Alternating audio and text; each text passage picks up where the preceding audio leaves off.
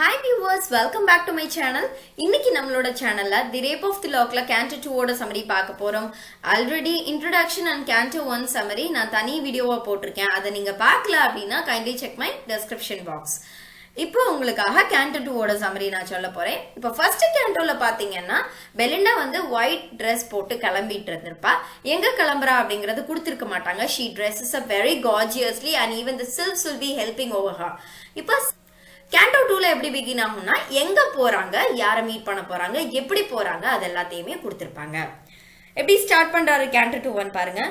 Not with more glories in the ethereal plain, the sun first rises over the purple main, then issuing forth the rival of his beams, launched on the bosom of the silver Thames.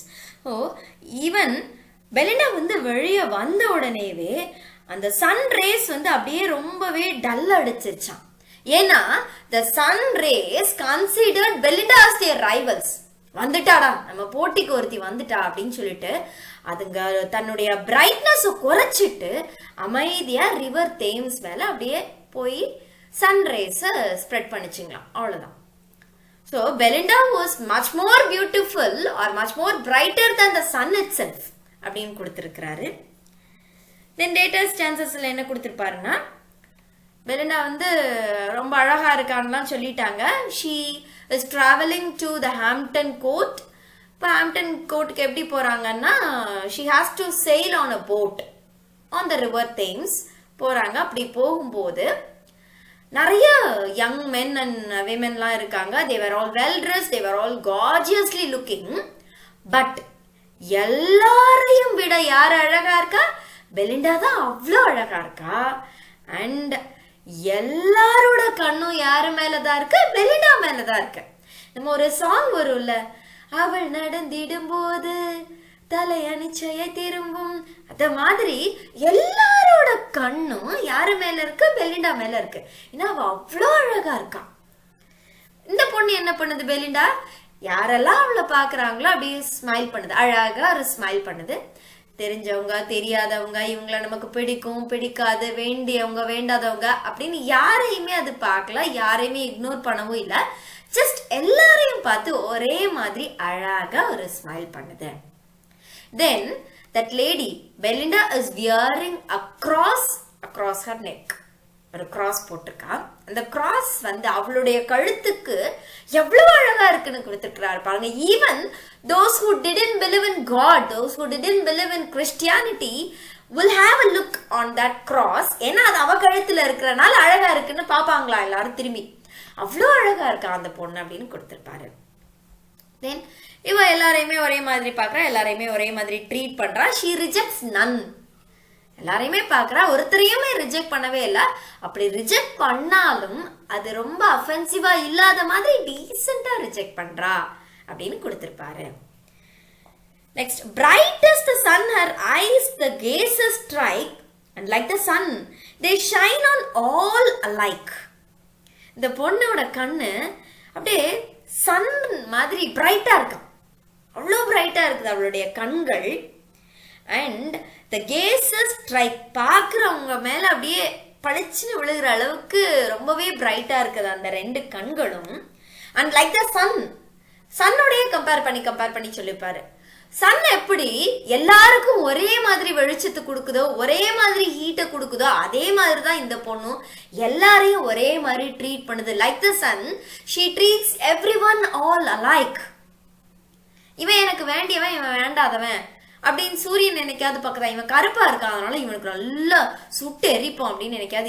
எரிக்குதா? கிடையாது.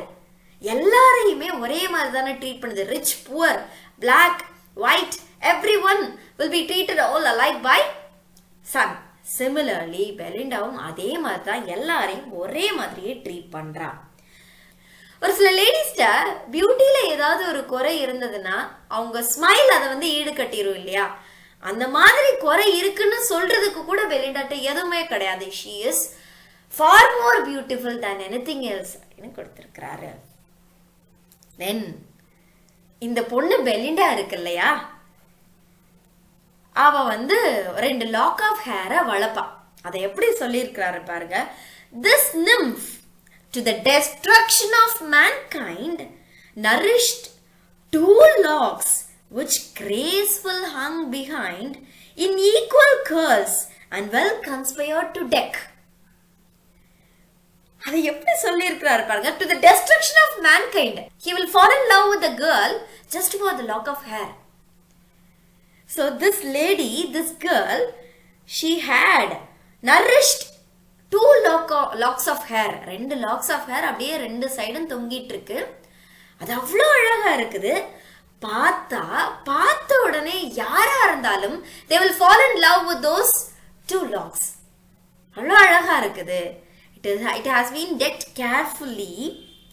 அப்படியே அந்த ரிங்லெட்ஸ் எதோட compare பண்ணியிருப்பாருன்னா லேபிரின்ஸோட compare பண்ணியிருப்பாரு. எப்படி ஒரு லேபிரின்த்ல விழுந்தா நம்மளால மீண்டு எழுந்து வர முடியாதோ அத மாதிரி ஒரு யங் அண்ட் ஹேண்ட்ஸம் கேலண்ட் இந்த லாக் ஆஃப் ஹேரை பார்த்தானா like a maze he will fall on this lock of hair. அவனால மீண்டு எழுந்து வரவே முடியாது. அவ்வளோ அழகா இருக்குது அந்த லாக் ஆஃப் ஹேரை அப்படின்னு அடோர் பண்ணி கொடுத்திருக்கிறாரு. Right? Then the adventurous bear and the bright locks admired. எல்லாருக்குமே அந்த லாக் ஆஃப் ஹேர் பிடிச்சிருக்குது. எஸ்பெஷலி பேரனுக்கு அது ரொம்ப பிடிச்சிருக்குது. பேரன் என்ன நினைக்கிறான், கடவுளே எப்படியாவது அந்த லாக் ஆஃப் ஹேரை நான் அடைஞ்சே தீரணும். ஒண்ணு நல்ல வழியில இல்ல ஏதாவது தப்பான வழியிலையாவது எனக்கு அந்த லாக் ஆஃப் ஹேர் வேண்டுமே வேண்டும் அப்படின்னு சொல்லிட்டு என்ன பண்றான், அன்னைக்கு மார்னிங், தட் இஸ் அந்த இன்சிடென்ட் நடந்த அன்னைக்கு மார்னிங் என்ன பண்றான், he raised a pyre. அந்த பயர்ல இவன் என்னெல்லாம் வைக்கிறான்னு பாருங்க. all the trophies of his former loves. இவனுக்கு இந்த பொண்ணை பாக்குறதுக்கு முன்னாடி பெலிண்டாவுக்கு முன்னாடி என்னெல்லாம் லவ் அஃபேர் இருந்துச்சோ, யாரெல்லாம் இவன் வந்து லவ் பண்ணானோ அவங்க கிட்ட இருந்து கிடைச்ச அந்த டோக்கன் ஆஃப் லவ் லைக் பெலிடோ இல்ல வேற ஏதாவது கிஃப்ட்ஸ் எல்லாம் வந்திருக்கும்ல, அது எல்லாத்தையுமே ஒன்னா போட்டு ஒரு பெரிய பயர் ரெடி பண்றான். And for that he raised an altar also. அந்த ஆல்டர்ல என்ன இருக்கும்னா 12 volumes of French romances வச்சு ஒரு பெரிய ஆல்டர் மாதிரி கட்டுவான். அந்த ஆல்டர்ல தான் இவன் தன்னுடைய பழைய லவ் லெட்டர்ஸ், அவங்க கிட்ட இருந்து வந்த கிஃப்ட்ஸ் எல்லாத்தையுமே போட்டு வைக்கிறான். போட்டு வச்சுட்டு he burned all those things which he had received from the former loves, like 3 garters and half a pair of gloves and some billidogs. இதோட அவன் he raised 3 amorous sighs. பயங்கரமான பெருமூச்சு விடுறான்.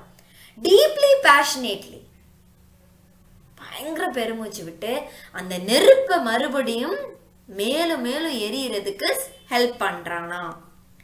தென் இவன் வந்து இப்படியே ரொம்ப பயசா ரொம்ப லவ்லானா அங்க வந்து ப்ரே பண்ணிட்டு இருக்கும்போது விதி வலியதுன்னு சொல்ற மாதிரி the wind dispersed and only half of his prayers were granted by God. இவன் கேட்டது எல்லாமே வந்து கடவுளுடைய காதுல போய் டைரக்டா விழுகல. இவன் கேட்ட லாக் ஆஃப் ஹேர் மட்டும் அவருக்கு கேட்டு அந்த லாக் ஆஃப் ஹேரை உனக்கு நான் கிராண்ட் பண்றேன், I will grant the what you want அப்படின்னு சொல்லிட்டு the wind dispersed half of his prayers but granted only what it has heard. நம்மளா இதை எடுத்துக்கிடலாம். அந்த லாக் ஆஃப் ஹேர் இருக்கிற பொண்ணு வேணும்னு அவன் வேண்டான். ஆனா அவனுக்கு என்ன கிடைக்குது, அந்த லாக் ஆஃப் ஹேர் மட்டும் கிடைக்குது. ஏன்னா அந்த பொண்ணு வேணும் அப்படின்னு அவன் வேண்டும் போது the wind dispersed those words. காத்தடிச்சு அந்த வேர்ட்ஸ் காடு காதுல விழுகவே இல்லையாம். அதனால அந்த லாக் ஆஃப் ஹேர் உனக்கு கிடைக்கும் அப்படின்னு காட் வந்து அவனுடைய பிரேயரை கிராண்ட் பண்ணிட்டாராம். இப்படிதான் எழுதி இருக்கிறாரு. இப்போ எந்த இடத்துலயுமே வந்து ஓப்பனா சொல்லியிருக்க மாட்டாரு பேரன் வந்து இந்த மாதிரி பெலிண்டா ப்ரப்போஸ் பண்ண போறான், லவ் பண்ண போறான், அதனாலதான் வந்து இப்படி அதெல்லாம் எங்கேயுமே சொல்லியிருக்க மாட்டாரு. But it has to be understood that Canto 2ல நல்ல லைன் 45 கிட்ட பாத்தீங்கன்னா இருக்கும். The powers gave ear and granted half his prayer, the rest the wind dispersed in empty air. நீ வேண்டுனது உனக்கு கிடைச்சிரும். ஆனா அவன் என்ன வேண்டுனாங்கிறது பாதிதான் காடுக்கே கேட்டிருக்கும். அதுதான் இங்க பியூட்டி, அதுதான் இங்க ட்விஸ்ட். தென் இது இந்த பக்கம் போய்கிட்டு இருக்க சில்ஸ்க்கு பயம் வந்துடும். சரி என்னமோ ஒன்று நடக்க போகுதுன்னு தெரியும் ஏரியலுக்கு, என்ன நடக்க போதோ எது நடக்க போகுதோ அதுக்காக நம்ம அலர்ட் ஆயிருக்கணும் அப்படின்னு சொல்லிட்டு அலர்ட் ஆறுமுகம் மாதிரி தன்னுடைய க்ரூ மெம்பர்ஸ் எல்லாம் கூப்பிட்டு ஒரு மீட்டிங் போடும். இப்போ சில்ஸ் எல்லா சில்ஸையும் கூப்பிடும். வானலோகத்துல இருக்கவன், சன்ல போய் விளையாண்டுட்டு இருக்கவன், பிளானட்ஸ்ல போய் விளையாண்டுட்டு இருக்கவன், டியூ டிராப்ஸ்ல விளையாண்டுட்டு இருக்கவன் எல்லாரும் வாங்க. எங்க வரணும்? அந்த போட் இவ டிராவல் பண்றால தேம்ஸ் ரிவர்ல, அந்த போட்டை சுத்தியில வந்து நில்லுங்க. we are all having a meeting now அப்படின்னு சொல்லிட்டு எல்லா சில்ஸையும் கூப்பிட்ட உடனேவே எல்லா சில்ஸும் அதுங்களுடைய அந்த பர்பிள் பினியன்ஸ் அப்படியே அடிச்சுக்கிட்டு வந்து சுத்தியில வந்து நிக்குதுங்க. அதுங்களுக்கு நடுவுல யாரு வந்து நிக்கிறா? ஏரியல் வந்து நின்னு பேச ஆரம்பிக்கிறாரு. So ye sylphs and sylphids to your chief give ear. கவனிங்க, எல்லாரும் கவனிங்க, உங்களுடைய சீஃப் நான் பேசுறேன், என்ன கவனிங்க, நான் சொல்ல போற விஷயத்த ரொம்ப கூர்ந்து கவனிங்க அப்படின்னு சொல்லிட்டு ஆரம்பிக்கிறார். உங்களுடைய வேலையெல்லாம் என்ன, நீங்க எவ்வளவு பிளேஃபுல்லா இருக்கீங்க, இதுவரையும் நீங்க எவ்வளவோ பிளேஃபுல்லா இருந்திருக்கலாம், வச்சிருக்கலாம். பட் இன்னைக்கு நான் ஒரு விஷயம் உங்களுக்கு கொடுக்க போறேன். அது நீங்க வந்து ஒரு சிறு பிழை கூட இல்லாம, ஒரு சிறு கவனக்குறைவு கூட இல்லாம நல்லபடியா செய்து முடிக்கணும் அப்படின்னு சொல்லுது. This day black omens threat the brightest fair.